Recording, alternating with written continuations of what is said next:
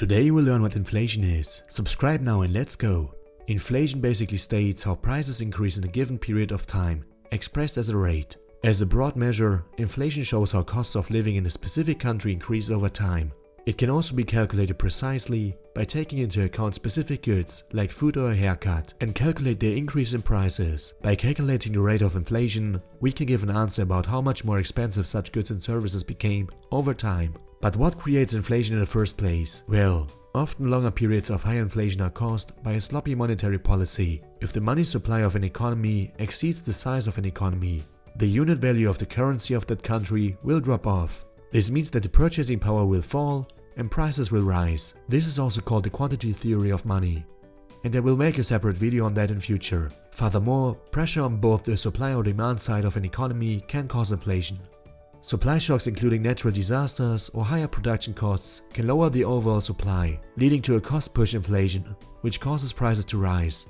On the other hand, demand shocks such as long-lasting stock market rates, as well as expansionary policies like low interest rates, can boost the overall demand and growth.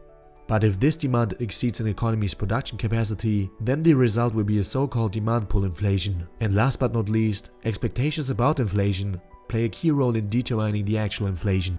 Imagine consumers, businesses, or investors expect the prices to increase in the future by 3%. Then businesses will try to raise their prices by at least 3% as well, and worker unions will try to negotiate wage increases by 3%.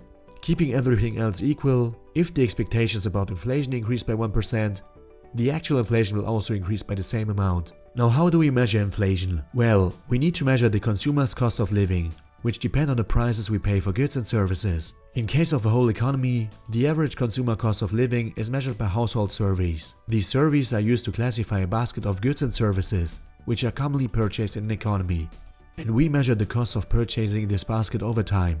The cost of the basket in relation to the base year is measured using the so-called Consumer Price Index, or short CPI.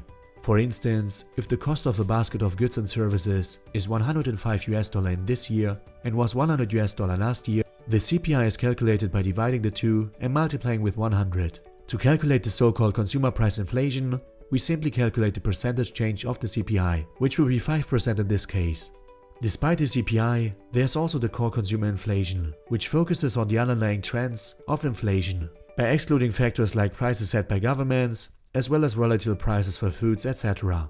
And if we want to measure the inflation rate of a whole country, we would require a broader index like the Gdp Deflator.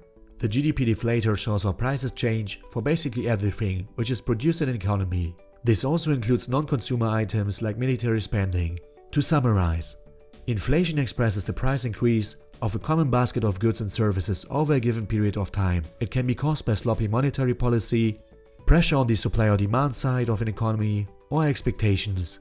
Household surveys are utilized to find a basket of commonly purchased goods, and we measure inflation using the Consumer Price Index. Besides that, we can also take into account the core consumer inflation, which takes out government spending and volatile prices, and use the Gdp Deflator to calculate inflation for a whole country. Thanks a lot for watching this video till the end.